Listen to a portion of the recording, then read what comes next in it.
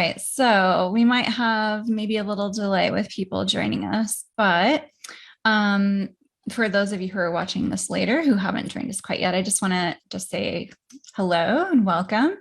I'm Sarah Philippi. I am a holistic health practitioner and owner of Reversing Breast Implant Illness. And today I am excited to introduce you to Dr. Whitfield tonight as we discuss some important topics regarding BII and explant surgery. So I just want to introduce you all to him first. So Dr. Whitfield is an experienced board certified plastic surgeon. He's completed 6 years of surgical training at Indiana University Medical Center, and he remained at the Indiana University Medical Center to complete his plastic surgery residency.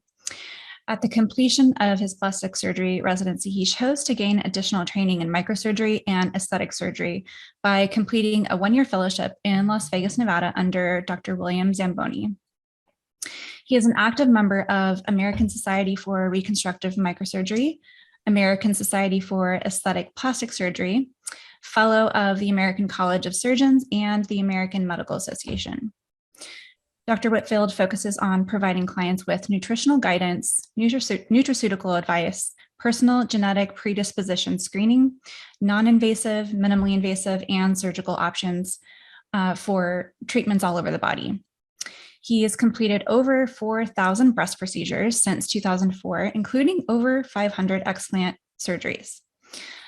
He has the largest series of explant specimens with PCR testing, which I'm excited to talk about with you, while serving as the president-elect of the Research Foundation. He gave testimony at the FDA hearings in 2019 regarding BII. Dr. Whitfield believes that choosing to have surgery is a major life choice. He has personally been involved in helping make decisions about surgery since 1992 when his sister was diagnosed with breast cancer. He believes that each patient has to know the risks and benefits so that they can make an informed decision. And with a proper plan and meticulous attention to detail, each patient has the best opportunity for a successful outcome in his hands. Patient safety is incredibly important to him and at the forefront of each surgical decision. After spending so many years training and practicing, Dr. Whitfield only tries to provide the safest and most appropriate surgical care. So welcome. So glad to have you on tonight with us. And thanks for having me the day after Halloween. Yeah. It's a new month, new start. So tell us just kind of, first of all, what led you to starting to see BII patients? Well, so my background is really in oncology, and that started with my sister's cancer diagnosis and progressed through my plastic surgery training, where I did mostly reconstructive microsurgery for breast cancer, head and neck cancer, and sarcomas. I taught at a university, and then I carried that into private practice when I came to Austin in 2012 and did mostly breast cancer. It's the most prevalent, but I did do the majority of the sarcoma reconstruction in Austin during those time periods. It was in 2016, a patient who had relocated from the South, I believe Georgia it was, and she was a cancer patient, and she was seeking advice about her reconstruction. She was concerned about not so much as longevity, but she'd had it a long period of time and was, in her words, kind of just tired of having a reconstruction and wanted to have it removed and taken down. And she specifically asked me to do it using an M-block technique. And because I had done many cancer cases, that's not a new term to me. It was a term that I had never had a client ask me about before in my entire career. Mm-hmm. So I said, sure, I can do that for you. And she had a lot of testing about heavy metals, other functional medicine testing that I hadn't really seen before. And I took care of her at a hospital because she had an underlying medical condition, had to be monitored overnight. And in the hospital setting, basically when you do cancer care, if you're ending a reconstruction, you take out all the capsular material. In this instance, I did it in an M-block technique, the first one I ever did. And you send samples to the lab to make sure there's not a bacterial or fungal contaminant, any infection that's going to be residual in the patient. And then you're going to send all the capsular material because they have to look for recurrent cancer or evidence of recurrent cancer because it's a breast cancer patient. Mm-hmm. And so I did these, standard things that I've done, hundreds of thousands of times before. And she had an E. coli infection. Now, this is a hospital-based lab, a CLIA-based lab system for viewers. So CLIA-based labs are like when you go to LabCorp, or you go to Quest, or you go to CPL. And most of that is done with a swab on an agar plate, a Petri dish. Very old technique, it's been around forever. And you have to have 10 to the 5th bacteria, not one bacteria, but 10 to the 5th to actually have an infection in that setting. So this was pretty alarming to me. This patient's number one complaint was only fatigue. She had no external signs of any problem, no skin changes, no redness. She had a very soft, normal feeling reconstruction. She had no capsular contractures. So this it left me with a really uneasy feeling that I, after many, many years of what I've done in my career, could miss something, which was an infection and an implant. Mm-hmm. I put her on the appropriate antimicrobial therapy for that. It was an E. coli infection, actually. And what do you know? She got better. Wow. So her fatigue went away. She became, a much brighter, livelier person, as you would imagine, after having an infection for, I don't know the period of time, honestly. Mm-hmm. So I don't know if she put me on the Facebook group or she mentioned me on some forum somewhere that I did this for her, but then I started to have cosmetic patients come in and ask for this as a possibility. Mm-hmm. And so everybody's shaped by their experiences. And that was a very pivotal one for me because I had no idea on laboratory analysis of any kind that there was a problem. I had no idea that on exam there was a problem. I mean, there was nothing. So yeah.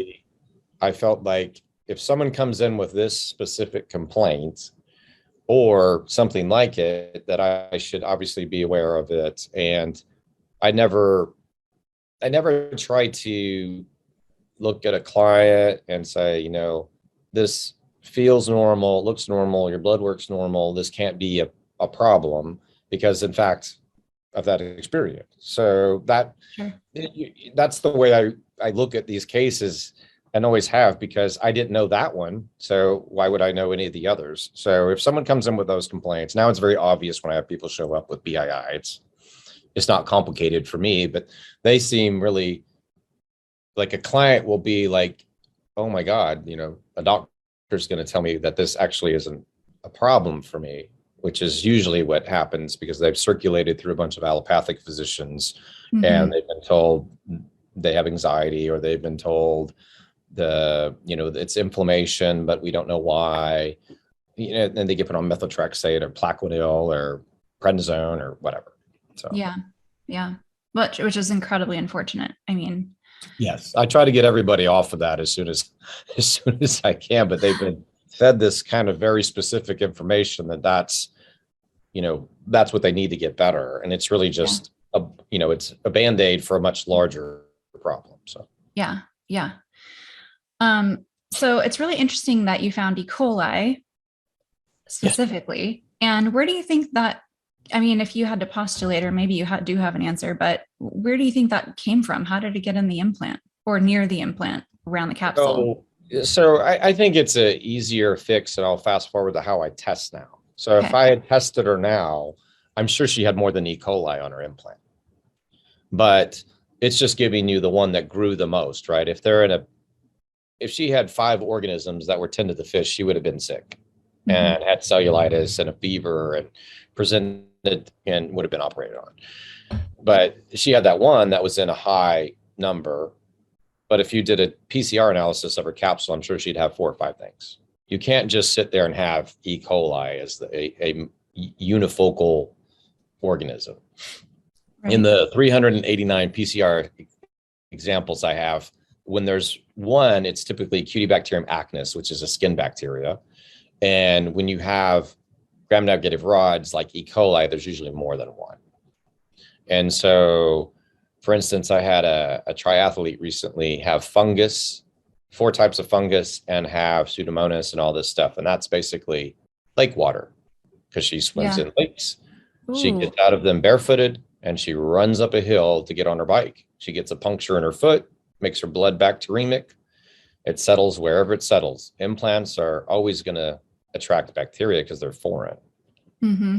Mm-hmm. She also had a septic joint. So the thing with this is you can postulate like older clients in general have more problems with translocation in the gut, either that or GU contamination, very common. UTIs. I mean, anytime you get an exposure and then, they don't get treated properly. We had this very like standard thing when we did cancer reconstruction. Like if you go get your teeth cleaned, if you go get a colonoscopy, if you have a cold, you call us and let us know. And yes, the primary may tell you it is quote unquote a virus or something like that, but it always needed to be vetted because I've had people, come to me with cellulitis over their breast who have been traveling or whatever, and they've got a cold that turned into a pneumonia, and that's an easy way to get. It doesn't matter if it's a knee, a hip, or a breast implant. You can get all of those infected by bacteremia. That's basic tenets. And I think because people like have this weird stigma with breast implants in general, if it doesn't look or smell like an infection, like visibly or on laboratory analysis, they're just really unwilling to do anything. And that's the caveat now is like, I'm the opposite. When someone comes in with those symptoms, I'm like, well, you just needed an explant. And then I'll send you to somebody like Sarah, for example, and she can help you afterwards after I've done as much as I can do for you. And they get better. Yeah. I heard you mention something that I thought was really interesting on another interview, because I tend to think about microorganisms for a lot of the time anyway. A lot of the different types of microorganisms are already within us, right? We are full of different microorganisms. And so you had mentioned one of the places these organisms can come from and infect the implant or the capsule is the mouth. Tell me more about that. I had a lady who had this really recalcitrant UTI. So I don't do first of all, I have like 5,000 active female clients, all between the ages of 33 and 55, basically. And they all have varying degrees of, problems, etc. But this one gal had a recurrent UTI, and they would treat her with macrobid, and then they treat her with Cipro, and they just keep treating the lady. And I'm like, do they know what's wrong with you? Do they just give you an antibiotic because you call them and tell them you have a UTI? And they weren't culturing it. And I was like, it doesn't make a ton of sense to me. So I said, just come in here and we'll do it. We'll send it to the lab that does all my DNA testing. And we ran a PCR on it. It was Provotella. Provotella only comes from your mouth. Yeah. So I said to her, I was like, do you have a bad root canal, or did you have dental work? She's like, oh yeah, there's this weird thing in my mouth. Now, it didn't grow on her implant. It wasn't there.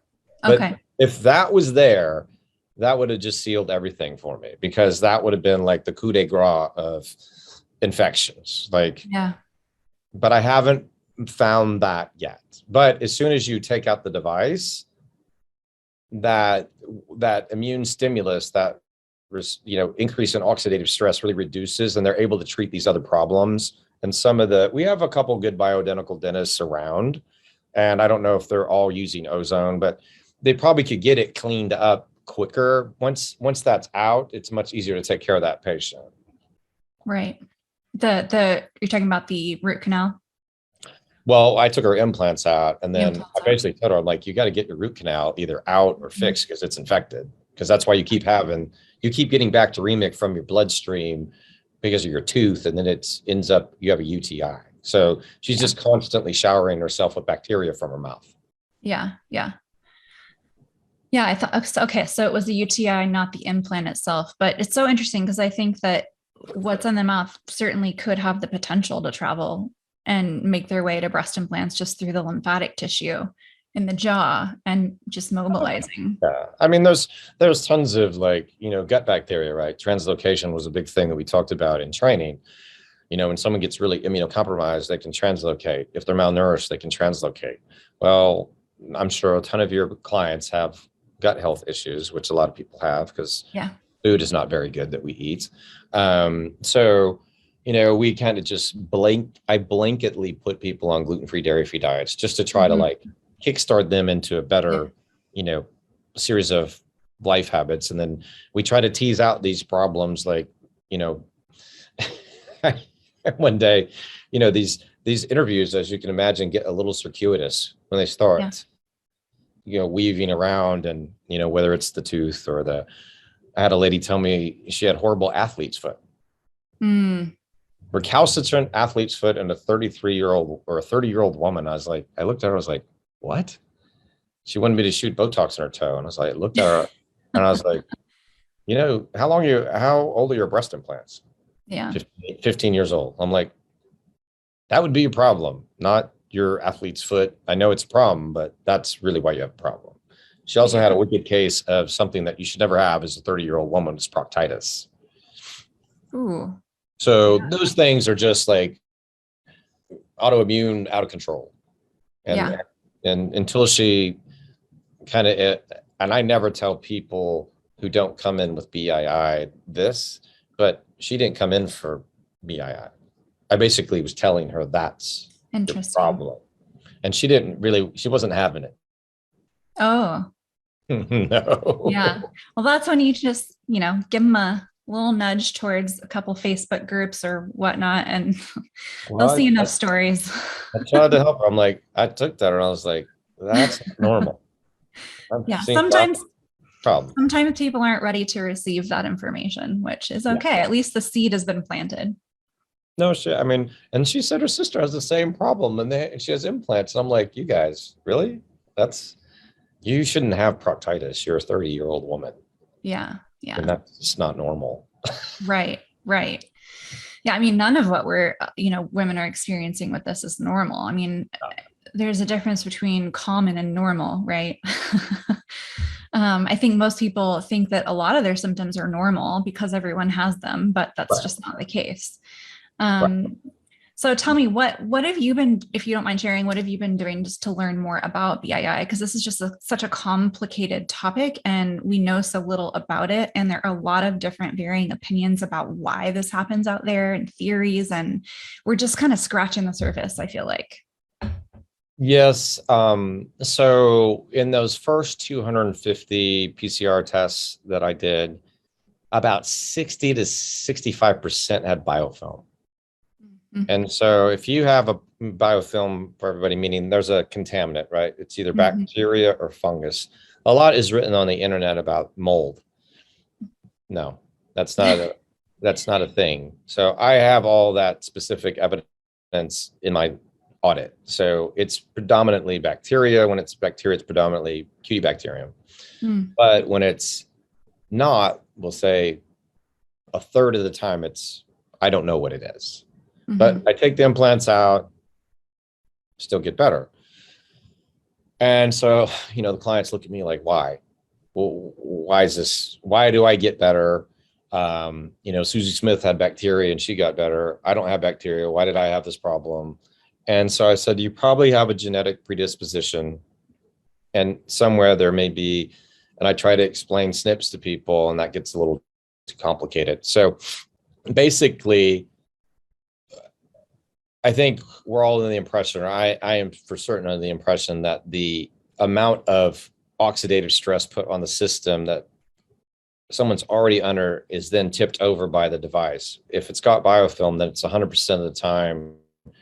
That's what I think is happening. Now, in that third, that's not, there's some genetic issue. I'm MTHFR positive, so I get a lot of people coming in who are MTHFR positive. So methylation's a big issue with obviously our DNA, glutathione metabolism. I have a bunch of people getting glutathione drips and then getting sick because if you can't metabolize glutathione, it's going to go scavenge all your vitamins and minerals. And I had a woman here today's Monday, so it's Friday. she's been wandering around going to IV places and has IV membership, was getting glutathione. And in the course of the interview process, I said, how did glutathione make you feel after you had it? Were you better the next day, or did you feel like you just didn't want to get out of bed? And she basically couldn't get out and work that next week. Wow. And she's been really feeling poorly since. So she's someone who you probably could have given her oral glutathione and she could have coped with it. But if you give her a big slug of it IV, she can't, because maybe she doesn't have the ability to metabolize the glutathione the way you or I could. Right. So that, and then obviously there's tons of work being done with, just mitochondrial recovery, oxidative stress. I think that, one of the SNPs we were most interested in was in superoxide dismutase 2. So I think we were on the right track when I was president of the research foundation and we were trying to get things funded, but I think it was too early for the society or the members of the society to kind of embrace that detailed of an approach to it scientifically.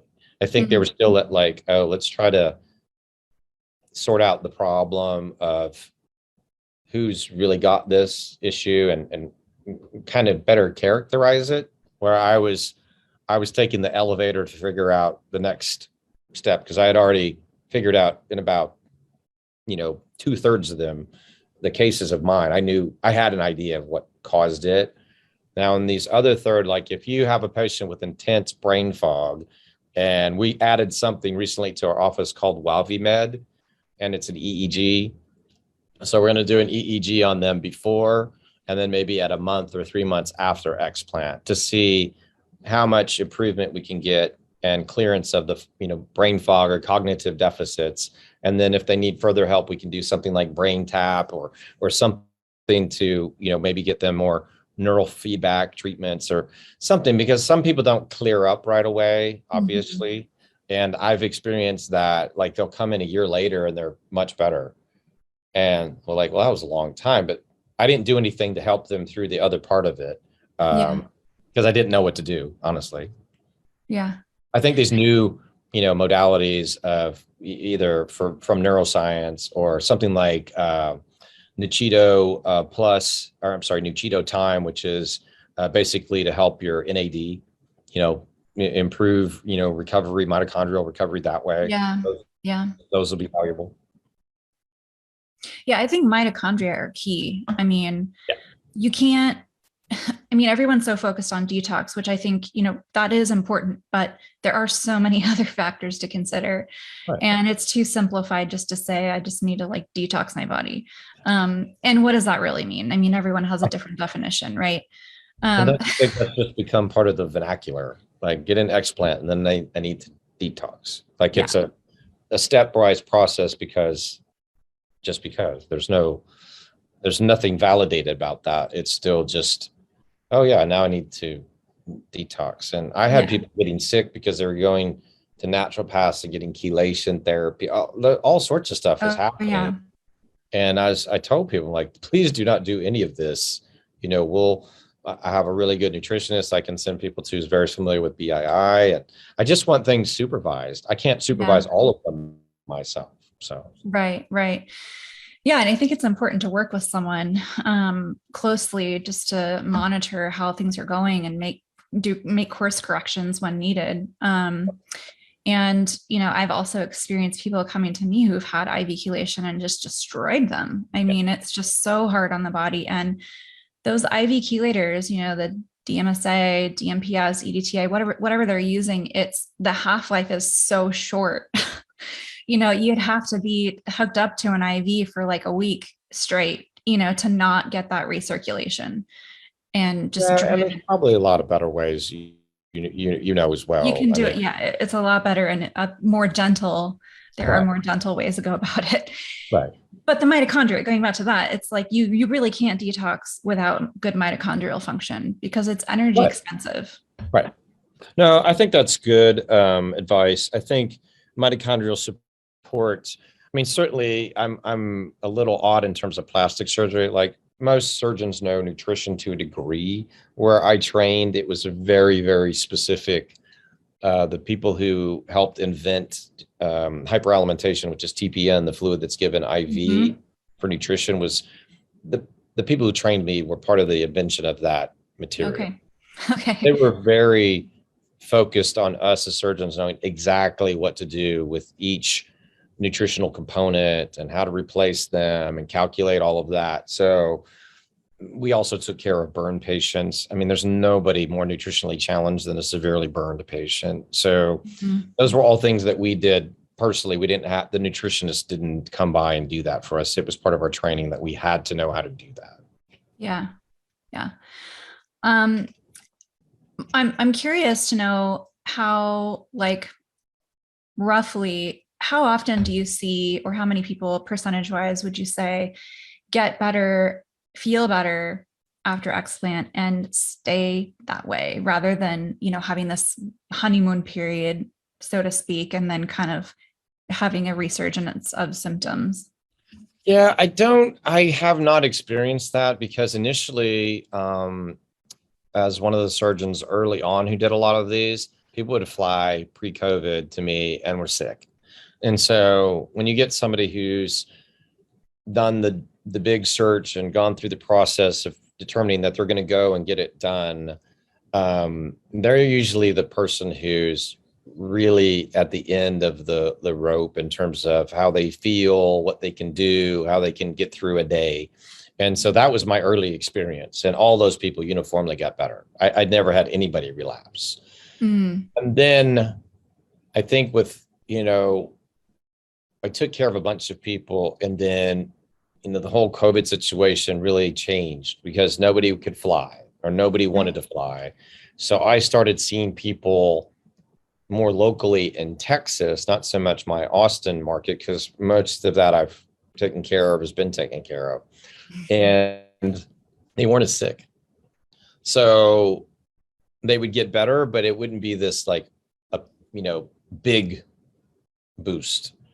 Or I was getting clients who had already seen someone like yourself or a functional medicine practitioner and went through tons of workup, had got put on the correct diet, the correct supplements, and really got to a like a level of function that they were good pretty much with, but then something would tip them over and they'd go back down. Yeah. And then finally the functional medicine doctor said, you know, why don't you go see Dr. Whitfield, see if he can, you know, resolve this through an explant. And so my demographic changed, and but the illness, how sick someone was, changed more dramatically. So now those people who've been seeing a functional medicine practitioner, or you as a practitioner, are never going to experience what I used to see, where I would get a client who was ill, didn't know how to eat, put them on the correct diet, get them the correct supplements, do their explant, and then they just take off like a rocket afterwards. Good. That's great. I haven't had relapsing patients, but usually, like, people self-select to see me. I think they're usually sicker typically, or they've gotten consults and didn't like what they heard, or they've kind of circulated around. I don't see that where there's not a win in it. I haven't had that. Okay, good. Yeah, I think that's, you know, I try to educate people about the fact that, for the most part, I think most people do feel better after explant, but, you know, it's a really aggressive, hard surgery on the body. I mean, it's not, it's a hard recovery too. And your body has gone through a lot of stress and trauma. Right. And so, you know, there can be this period of time where I think, you know, cortisol is high, and, you know, all the anti-inflammatory things and that are helping the body cope with that surgery are high, and that starts to come down. And I feel like people start noticing symptoms again. But, you know, that's just my theory about it is, you know, obviously cortisol makes you feel good and, you know, reduces all that inflammation in the body. But, you know, of course, my situation is unique because I don't see the people who get better and stay better. I see the people who don't get better. So my viewpoint's a little, you know, and is it a little different? Is it both explants and people waiting to explant, or who do you have predominantly? Both. Yeah, both. Yeah. Yeah. And so, people who, like you said, come to you already having made dietary changes and lifestyle changes and made a lot of that shift already, I do think they do a lot better. And that was the case for me too. I had done so much work, and Explant was just like that last step for me because I couldn't get all the way better without doing it. And I probably got 50-60% better before my Explant. And so I do think that that is really important to start thinking about making those shifts before your Explant and really prepping the body and starting to reduce inflammation with diet and lifestyle. Yeah. 100%. Yeah. We don't, and there's some people who just, like you said, aren't ready to go down that path anyways, and they need to have someone like you to help them get them on the right track. And so that's not my specific role. Usually, Yeah. Surgery is a big deal. They've spent a lot of time trying to figure it out. Oh, yeah. And they've selected me to come and have that conversation. And, I will get, basically I have a program set up with the diet and the curated supplements, and we have a very specific surgery, plan in place depending on what each client wants. But it's got a enhanced recovery after surgery protocol for medication that doesn't rely on narcotic. If I'm just doing a straight explant surgery, I can get everybody almost pain-free the first 5 to 7 days after surgery based on how we do it, because we use a substance called liposomal bupivacaine. It's trade name is Exparel, but it lasts for 5 to 7 days. And so if you're taking that and a COX-2 inhibitor like Celebrex, you basically don't need narcotic. Right. That and some ice packs, and that's basically what people want. So that's in my protocol with for nausea, Zofran, and a scopolamine patch for motion sickness. So that we throw in a little gabapentin because nerve pain is a real problem in clients. So we do all that and prep it the night before, start it the night before. So they come in, everything's calm the morning of, and get things done in an efficient manner. I have a private surgical tech who's done over 400 of these with me. So it's a very straightforward thing for us to take care of. Well-oiled machine. Yes. And then we see people, I call them the next day to make sure they're doing all right, answer any questions. And we see them at a week, a month, and then 3-month intervals the first year. So nobody's going to drop out because we're not seeing them frequently enough. So I think they're well looked after in terms of, monitoring and recovery. And if we need to intervene, somebody's, something's off, we'll do that. Yeah. And I think that's great. I mean, I haven't heard of surgeons, maybe a few, who do that much follow-up that frequently for that long. And I think that's really useful and helpful because if somebody is starting to,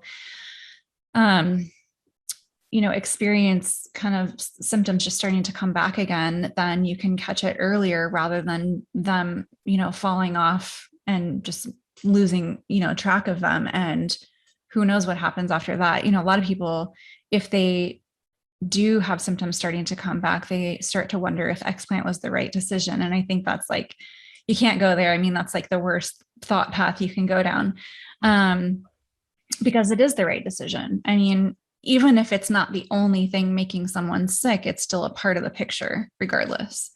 And I think that's nice that you follow them so closely so that you can catch things earlier and help them sort that out or help them find the right person to get help from. I mean, that's when we have to that would be referring someone to you for a prolonged period of more intense nutritional support or something like that, because I have a lady who had superimposed Lyme.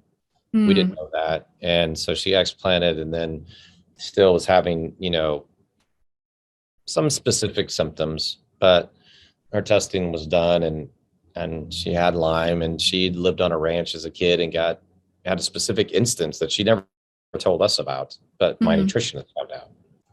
Okay. So, yeah. I mean, a lot of people just don't connect the dots. Right. Well, her brain wasn't working either. So that was she had a very significant brain fog. Like you would tell her something with her husband present and it just, nothing stick. It just couldn't remember anything. She was much better now, but good. That's still, she's got a lot of work to do. So, yeah. And I think that that's an important point, is that Explant typically isn't all that's required for healing or reversing symptoms or autoimmunity or different things that are going on in the body, right? So tell me your thoughts on that. Yeah, no, it's just a piece. I mean, I've got countless examples of how people still have ramped up immune systems. And, unfortunately, allopathic medicine is woefully behind in kind of treating these problems. I hold out that scientists who do more and more genomics research will really be the ones who help us, because that's where, identification of problems with methylation or glutathione metabolism or oxidative stress with superoxide dismutase. Those are where the answers are going to come from. It's not going to become, we're not going to go down to CVS or Walgreens and get a prescription filled for mitochondria. It's not Right. going to happen. No. So, and that's why I think people fall back to symptomatic from what you said. So you take away one of the big stressors, or I take it away, it's an implant, but they still have all the other things going on. And so I think that's your pathway back to fatigue and brain fog. And, how many people are you from Texas, or you just moved back? We just moved, but I'm from Washington State. So mold is a huge problem here. So these are your people right now. I had a lady come in who lives out in the country. She's got breast implant illness, 100%. But she's probably got toxic mold exposure too, from where she lives and what they're dealing with where they live. And so you're going to see countless number of cases of that superimposed on breast implant illness. Yeah, absolutely. And I can't tell you how many times I've seen that mold kind of as a compounding factor, and not necessarily mold in the implants. I'm talking about mold in the home, mold in the car, mold in the workplace. And that's what I mean. Yeah. Well, some people might be confused by that. So, yes, not on the implants. I'm talking about mold exposure at your house, like a leak in your house or where you work or something like that. Sorry. Yeah. And it can be devastating for people. And I have had several clients in this situation. And one in particular, wasn't reactive to the mold in her house until her explant surgery. And I truly think it was the stress of that surgery that just threw her over the edge and triggered the expression of HLA gene mutations. You know what I mean?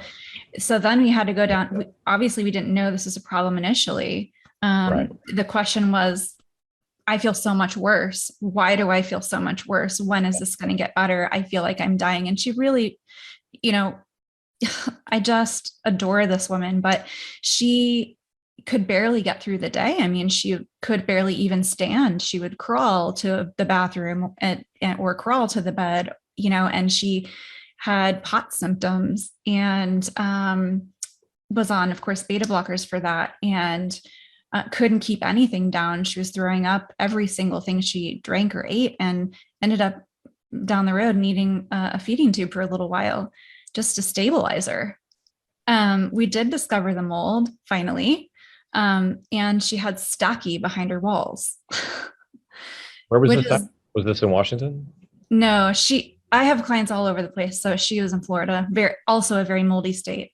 Yes. Right. So, not uncommon, especially in humid states, and homes just aren't built the way they should be built. You have to really be paying attention. And you could, even a brand new home that's been built well can have problems arise, right? Yes. You can have a leaky window sill, you can have a leaky roof, you can have a pipe burst, you can have a toilet overflow and not get to it in time.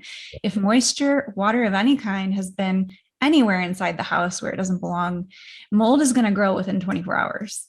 Yeah. And most of the time you don't see it. Most of the time it's hiding behind walls or under flooring. And so it can be a really tricky thing to pinpoint. But it's such a huge factor for some people, and it just compounds the BII situation. Because it creates more and more oxidative stress. And just overwhelming all the detox pathways. Yeah.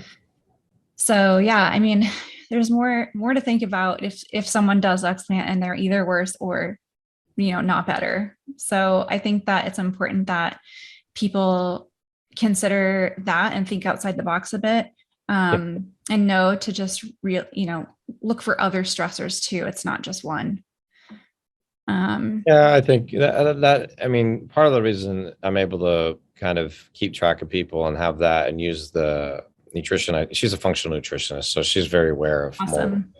and be it, Lyme. And so I feel like we don't have this failure rate Yeah. because if somebody's not thriving at 3 months, I'm basically going to tell them that they have to do this in order to get better. Yeah. And some people, I used to pay for the consultation, and then people wouldn't follow through. Mhm. And so now I'm just more selective. And if I feel like someone's not thriving, then that's where we're going to go with the next step. Yeah. That's great. I think that's wonderful. And I think sounds like it's part of what makes you different than a lot of surgeons out there.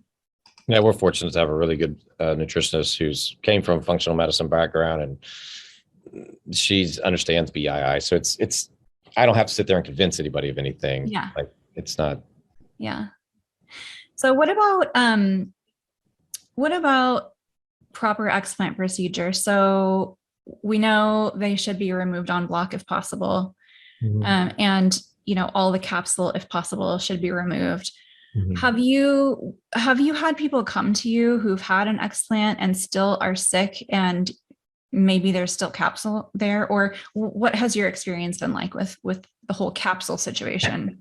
Yeah, that's a good question. So yes, there's basically two ways to do an M block. You can either do it through the incision underneath the breast, or you can do it through a vertical, which is a lollipop and an extension, or the lollipop with the extension. And so my first couple hundred, probably, I did them all through the bottom. Mm-hmm. And it's harder to do. It's more time consuming. But that's probably how most of them are done. And now I'm seeing more older clients too that need lifts. So I'm doing more vertical lifting. And when you open it vertically, you're looking straight down into the pocket. So it's a little bit easier in terms of exposure to do. If you see a patient who had their implants placed through the areola just underneath at a periareolar incision, and they had their quote unquote explant and capsulectomy done that way, there is absolutely no way that has been done properly. It can't be. It's not possible. Yeah. That's too small of an incision. So every time I see one of those and the patient's asking me if there's still capsule, I go, well, yeah, there has to be. I mean, I've done thousands of operations, and you can't do the operation through a crescent incision that's 4 centimeters. It's not possible. So yes, still there. And I had a lady, she came from Colorado. I think she had something done in Denver or around there, and she part-time lives here in Austin, and came and saw me and had one of these incisions. And she's like, is there a capsule still in here? Because I don't feel well. And I was like, well, let me see your incisions and do your exam and everything. And it was done this way. And I'm like, yeah, I mean, of course there is. So I had to take in. So in those cases, in this instance, none of the capsule had been removed. So basically they just opened up and took the implant out. So yeah, I did it through a traditional incision. And when it's like that, the implant capsule collapses down like a Frisbee. So it's more like just a flat disc shape. And you put a sizer back in that you would use to size up for, a placement of something, expander or implant. And then you fill it up to like 200, which is a cup size roughly, and then you close the capsule around it and you dissect it like it's a native implant. And then you can do it. It's much more difficult to do, but that's the way I've resolved to do that. Otherwise, it's a very piecemeal, not clean procedure to do. Mm-hmm. Yeah. So if someone has explanted and they have that type of incision, they should find somebody who can get the rest of that capsule out. Yes. And I was like, when I first had it, I've had 2 of these, and I was like, why on earth? I mean, that doesn't make any sense to do that. No. Can't rationalize it. So. And tell me the reason, like what is the reason that all of the capsule needs to come out for those people who don't know? So in my series, where there's about 60 to 70% biofilm contamination, I don't know where that is on the specimen. So if you don't take it all out, you're just going to leave contaminated specimen behind. So, once you identify a bacterium on it, I mean, I consider the whole thing infected. So I just do them all the same way, whether you're going to clear, a bacterial or fungal contaminant, or in my experience, I've had two people have cancer, lymphoma and a breast cancer. So had I not done it that way, it wouldn't have been a proper operation. Yeah. Do you see a lot of BIALCL? I don't. I thought I would after all the recalls, but I don't know if that actually got to the clients who need to know that information, because there's a big problem with how I think the surgeons and the companies, like, I'm used to doing breast cancer reconstruction. So like everything was very there's all these steps. Like, patient had a tissue expander placed, and it expanded over several months. And then there was a period of non-expansion, whether it's a couple months, whatever. And then you exchange it to a permanent implant. It's documented in the medical record. Patient gets a card, implant tracking form sent to the vendor. It's all very tidy. But cosmetics, for some reason, it's not tidy. It's like not knowing the information that should be known, so they can contact a patient and let them know that recall happened. Like, I expected to be flooded with people that get explanted who had Allergan 410s or other textured devices in. Never really happened. Yeah.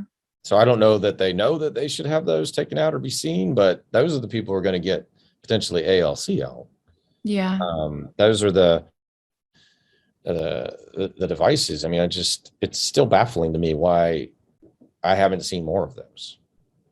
Yeah. And I don't know that there's a real great tracking system for identifying like who has these implants. Is there? Yeah, you fill out an implant tracking form, and so that goes to the vendor, the company. Okay. And so that's why it's still, to me, kind of, why is that not better? I can tell you every breast cancer patient, I guarantee you, done at a hospital has an implant tracking form that's filled out and sent to the vendor.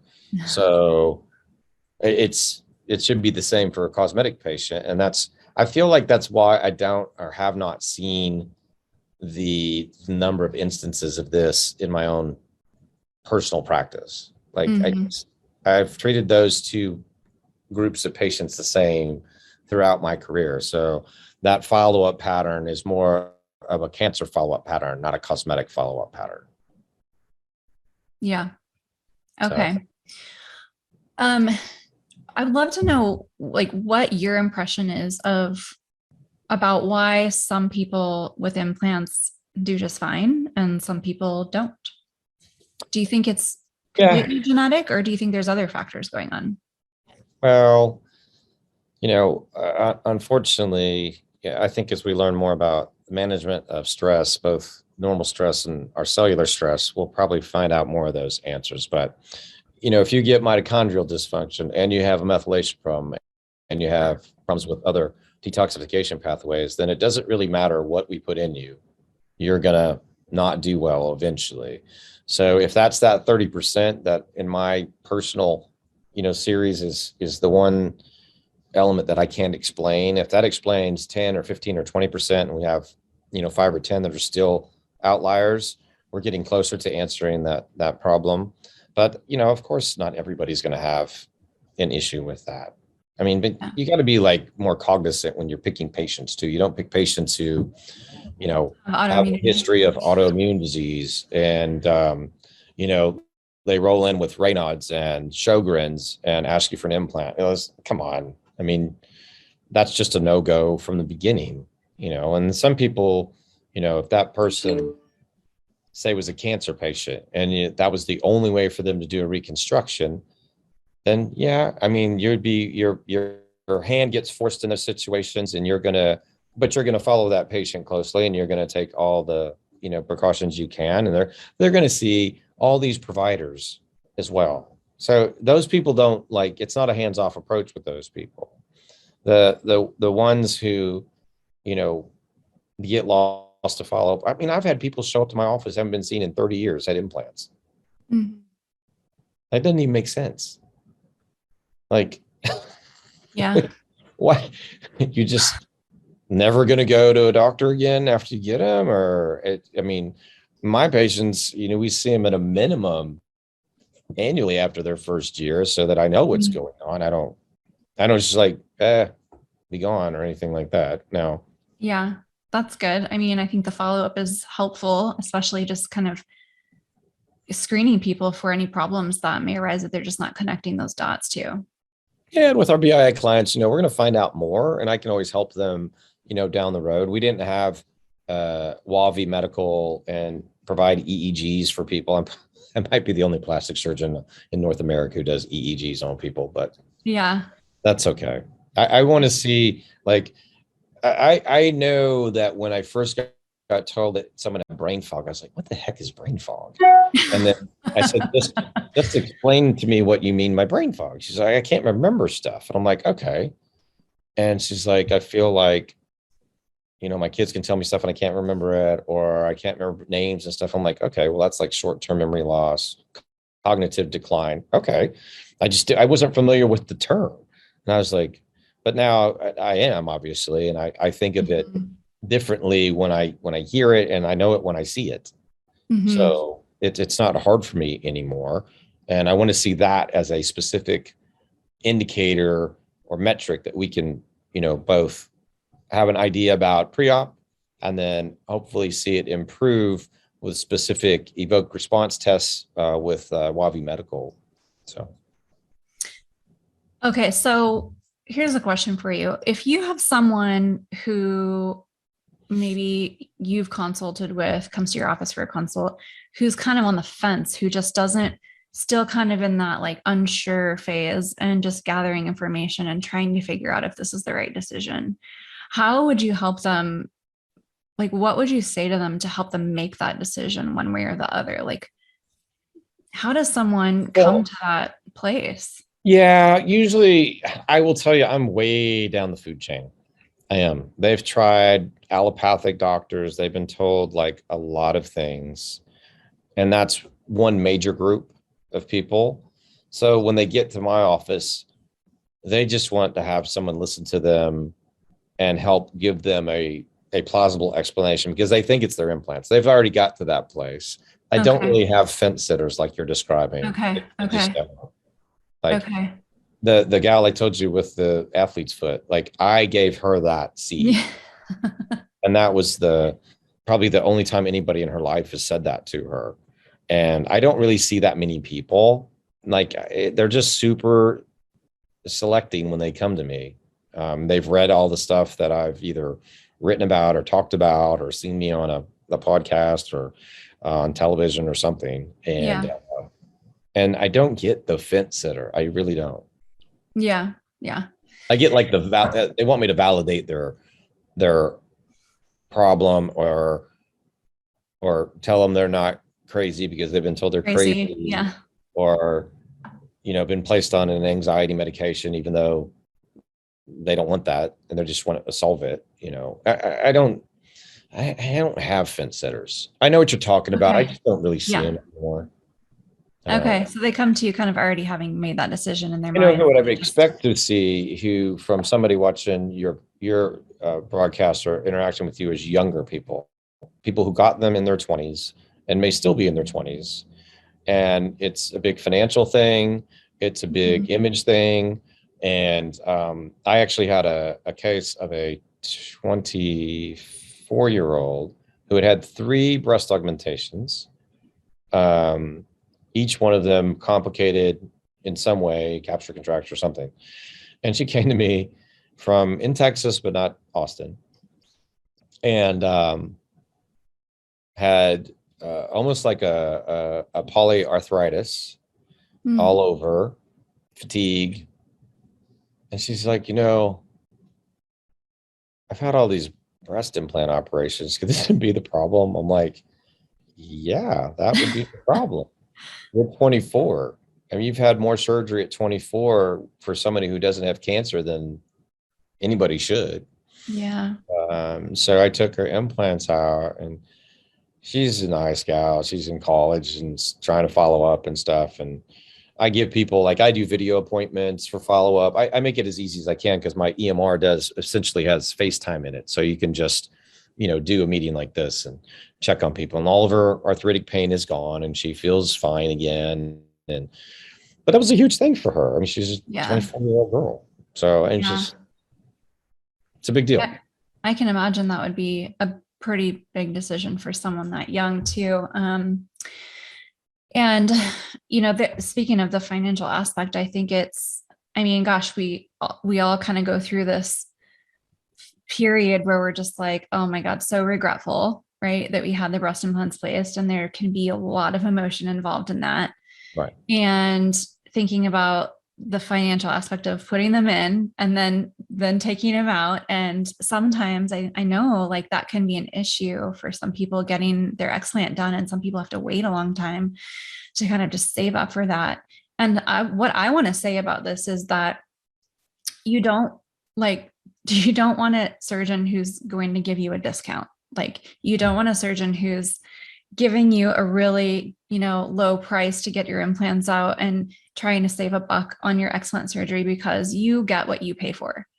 And I think that's really important to emphasize, because those are the people who don't have great outcomes. And those are the people who have to go back in for more surgeries because maybe the capsule didn't come out or whatnot. Maybe they have a hematoma hematomas are possible in any case, but right. You know what I mean?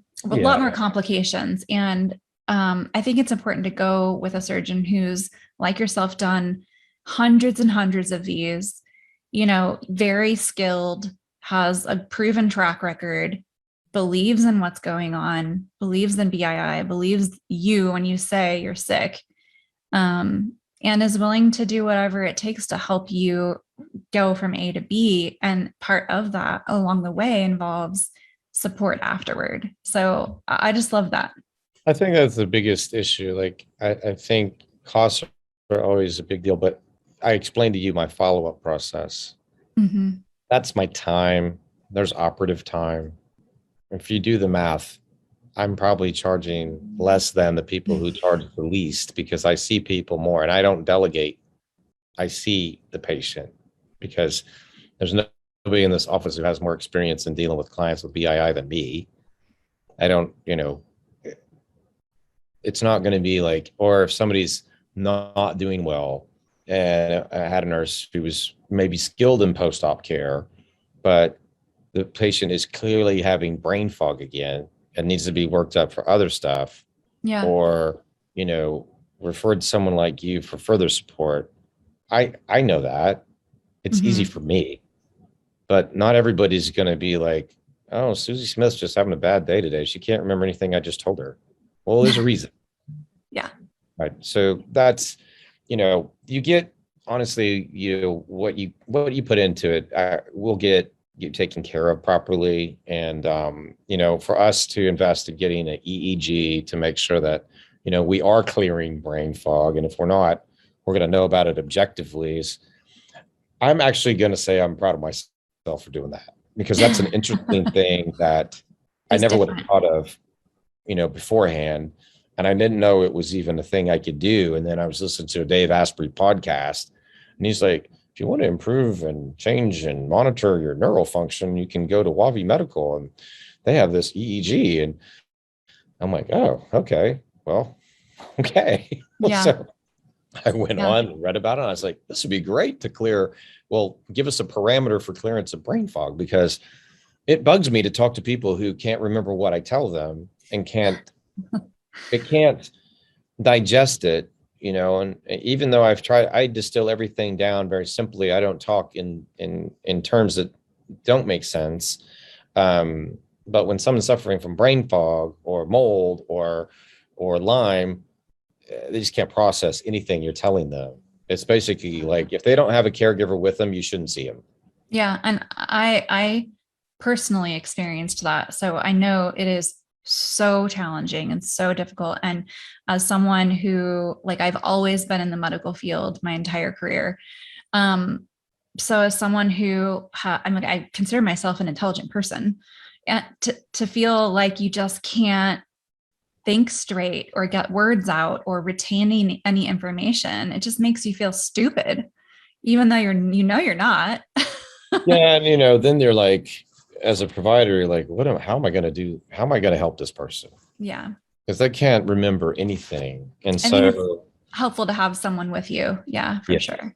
yeah, an engaged, caregiver, spouse, um, somebody who can really help you keep track of the things I'm saying, because it comes with a great deal of experience, and it's only meant to help. And the quicker you can do it, the better you should get based on my experience. So people are very leery to like take everything in. And I'm more of like, okay, this has worked the best in my last 250 versus my first 250. Trust me, programmatically, this works. Yeah. I will get you taken care of and you'll be on the road. And if not, we'll find out what you need to do and get you to the right people. I mean, that's basically, I can't do everything, but I certainly can. I can get you on the right path. Right. So do you have a time for a couple questions? Sure. Heidi has a question, and she says, is there any imaging that can identify leftover capsule pieces? Oh, it's really hard because MRIs don't have sophisticated resolution down below, the size of a pea sometimes. So capsule, if it's wadded up and nasty after a ruptured silicone one, yeah, you'll see that stuff. But if it's just a saline device and you had a thin capsule, then no. Okay. It's too hard to see. Yeah. Yeah, it definitely is not. Imaging is just not perfect in general. Let's see, not a question, but Debbie says, I'm a breast cancer patient, double mastectomy and reconstruction just over 10 years ago. Mentor has no information on me. Plastic surgeon didn't submit paperwork. That is unfortunate. Should have been done at a hospital. Was it? Probably. I mean, I don't know. If it was done at a hospital, the implant record is at the hospital. Every implant that goes in an operating room in a hospital, there's a record of it. Trust me. What about, okay, so going back to imaging, I thought of another question just since we're on that topic a second ago. What about seeing a rupture on MRI or other imaging? How accurate is that? If there's a documented rupture, it's accurate. Okay. But if there isn't, is that ruling it out, I guess is what I'm saying. No. So I stopped getting MRIs on people. Just in full disclosure, they're not helpful. So if somebody's got a 30-year-old implant, I assume it's ruptured. And just because they have an MRI that says it doesn't, I'm still going to treat it like it's ruptured because MRIs cannot detect posterior leaking very easily. And the capsules are so thin and friable as you lift it away from the rib cage or if it's above the muscle off of the fascia, it'll just tear apart and just disintegrate basically as you're doing it. So I assume everything put in the 70s, 80s, and before the moratorium in the 90s to be ruptured.